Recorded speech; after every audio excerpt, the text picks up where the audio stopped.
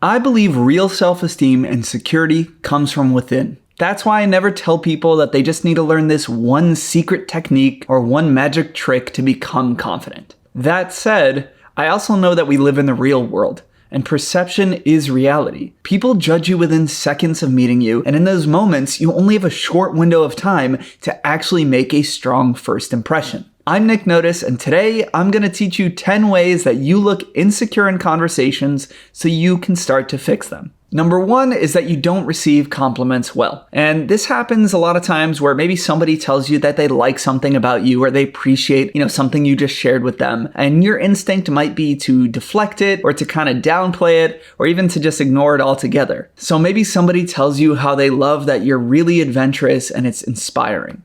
And your instinct, again, is to say like, oh yeah, it's no big deal, or not really, I just, it's been something that I've been doing for a while. Okay, that's the worst thing you can do in those moments because that person is trying to connect with you and show you that they're feeling closer to you. And when you turn that down, you're missing a great opportunity for connection. Instead, the right thing to do is to at least look them in the eyes and say, hey, thanks so much, or I really appreciate that. Because a person with a healthy sense of self-worth can accept that others find them worthy. Number two is you use too much self-deprecating humor. Some of the best comedians in the world take shots at themselves and use self-deprecating humor, and some of the funniest jokes I've ever heard fall into that category. The problem is that a lot of times people use that type of humor to compensate for when they're feeling insecure about something. So they like to poke fun at themselves and they call them an idiot, or they talk about how bad they are at something. And again, it's fine if it's occasionally, and especially when it's well placed. But if you're using that type of humor multiple times in a single conversation, people start to question your self-respect,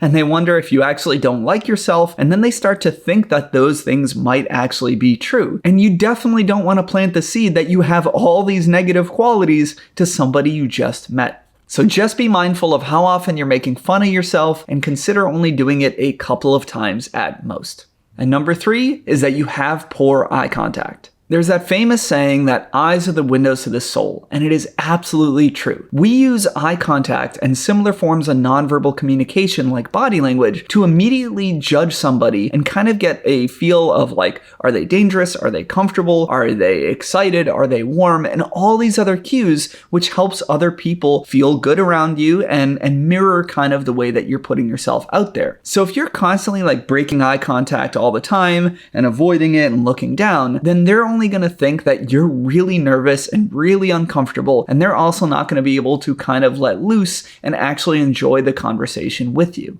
So in general, you want to kind of hold eye contact for roughly about 4 to 7 seconds. It could be a little bit longer depending on the rhythm of the conversation, but you just don't want to be breaking it much more quickly than that. If you're like constantly darting your eyes around and like, looking around and breaking eye contact and looking down, then it makes it really hard for somebody to connect to you and actually feel like you're present with them. Additionally, you should be breaking eye contact more often when you're talking and less often when they're talking. It doesn't have to be all the time, matching perfectly, but like let's say 70% of the time when you're breaking eye contact, it's when you're expressing yourself, because that's when it feels most natural. When we're like, recalling something and then we go back into a story, it feels totally organic. But if you're breaking it all the time when somebody's speaking to you, then it feels like you're checking out or you're not listening to them, or again, you're so anxious that you're in your head all the time. And lastly, don't break eye contact looking down.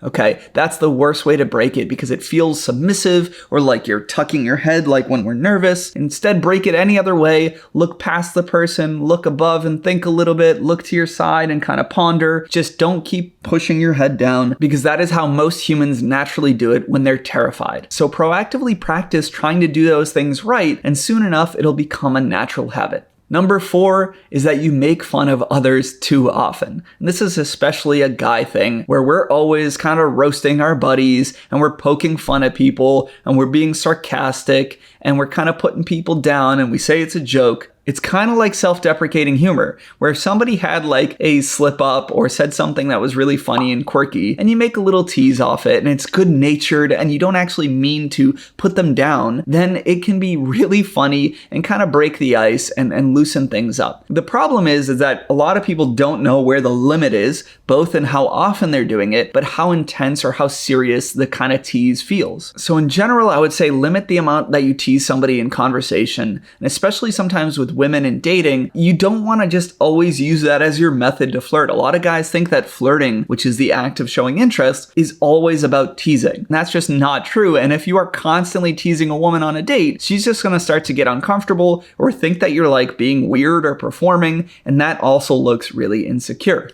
And when you do tease, try to make it about something temporary or that they did in the moment and not some character flaw or something that's really meaningful and they can't change. That's why we don't tease somebody about their inherent appearances, like their nose or their weight, because they know that's not something they can easily fix, and therefore that means you're basically judging them forever about it. And if you're talking to somebody who's relatively secure in themselves, they're not going to think like incessant teasing is cool. They're going to recognize that this person is probably insecure and putting people down to compensate for it. Number 5 is you only talk about yourself. If you've ever been on a date and walked away from that situation and realized that the person didn't even ask you one thing about yourself, you know how that feels. And generally the type of people who do this, who feel the need to like constantly dominate the conversation or only talk about themselves the whole time, again, are compensating for something. They want to appear cooler than they are. They want to be the center of attention. They're trying to get some kind of validation.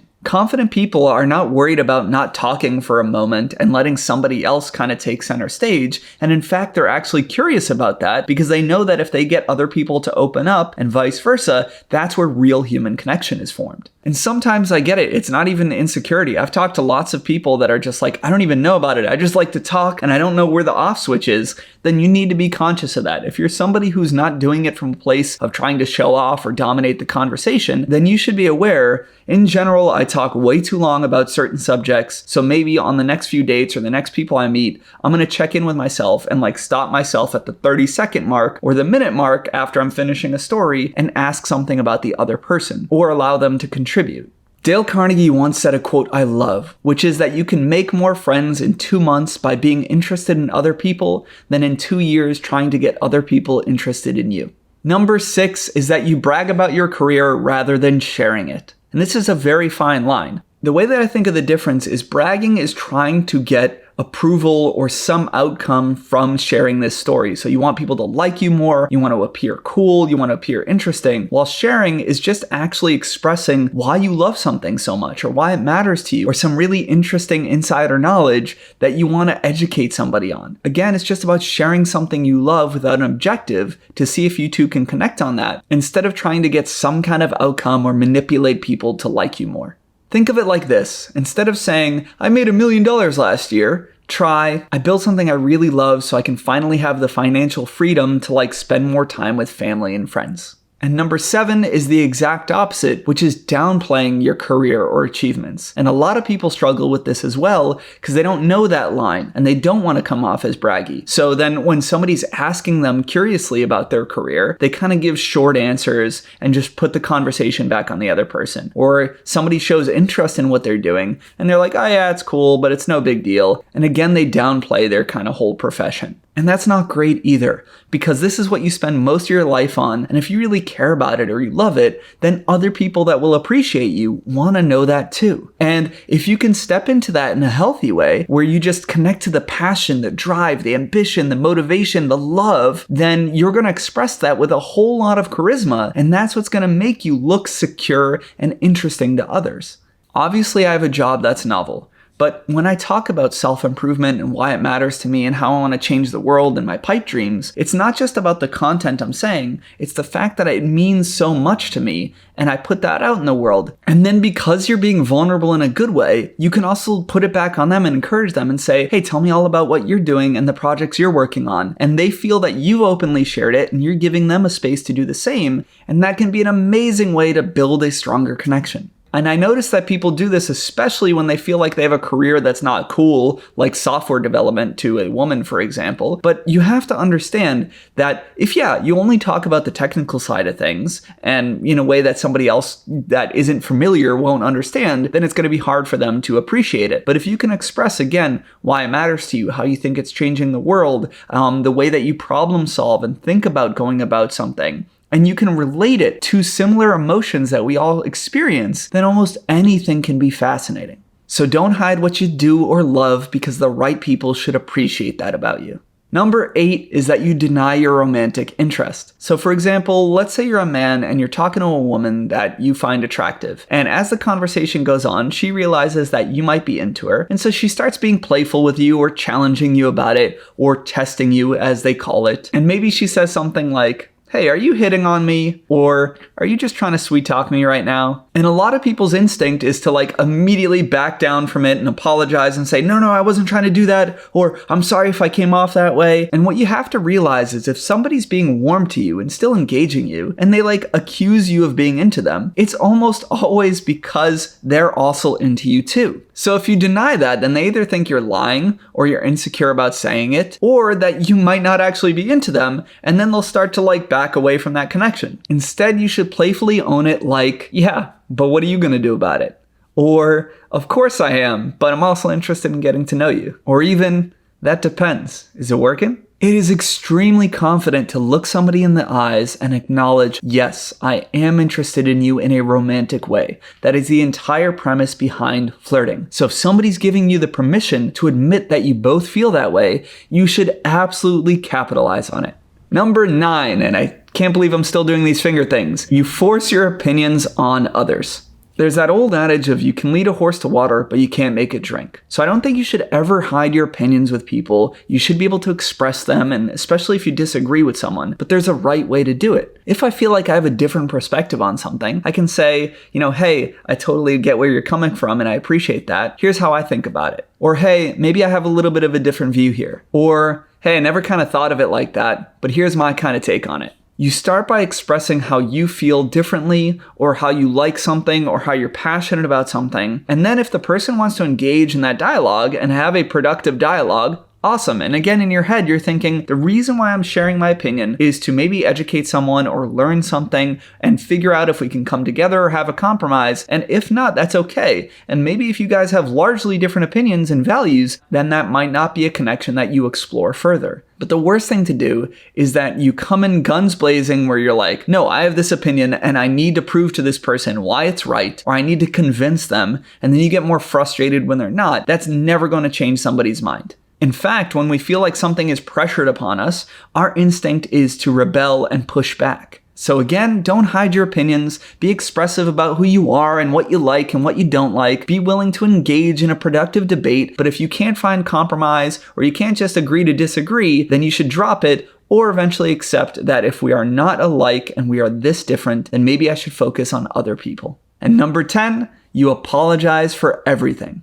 To say sorry for something means that you actually felt like you did something wrong to a person and you feel like you want to make the situation better. So if you actually attacked somebody or lashed out or really said something that is truly offensive, and you notice somebody else reeling back or feeling hurt or getting upset or expressing that they're hurt by you, then you should absolutely be somebody who can apologize. But this is not what I'm talking about. This is where people say sorry for the slightest things. Somebody's talking and you think they're about to finish their sentence and you start to pipe up and immediately you're like, "Oh, I'm so sorry about that." Or you do share an opinion like before, and then maybe it's a little different and you're like, "Hey, sorry if that's a little weird." Or you're getting expressive in a conversation and suddenly you're like, "Hey, sorry if I'm talking too long," or "Sorry if that was really intense." This is not when you should be apologizing to people. An apology is for when you've actually felt like you've wronged somebody or they've shown you that they actually feel hurt. So if you got testy with somebody, or you put them down, or you realize you said something and suddenly somebody got really quiet and kind of looks sad, then of course you should be somebody who can apologize. But if you're constantly saying sorry, then an apology loses its meaning. And people just think you're constantly nervous or need to gain their approval or smooth things over all the time, and it actually gets really uncomfortable. Now, this might not be easy to break because sometimes it's just linguistics and a habit, and we say sorry for everything even when we don't truly mean it. But you should be aware that if you're saying sorry really often in conversation or constantly trying to justify your actions or explain yourself, check in with yourself and really try to work on that. And with certain habits that are hard to break, we need to sometimes just focus on that. So maybe for a week or two when you're talking to people, you don't worry about anything else. Like, how do I get a number? How do I ask great questions or anything else? You just say, I need to break the habit of apologizing all the time. And listen, nobody's perfect. If you slip up on some of this a few times, it's fine, but everything should be a work in progress. Click the little timestamps in this video, write down the ones that you feel are relevant to you, and maybe focus on one at a time until you start to naturally change your behaviors and form new habits, and then you'll start to look so much more secure in your conversations. And if you want to keep building your romantic and social skills, give us a thumbs up, hit that subscribe, and check out all the other videos on the channel.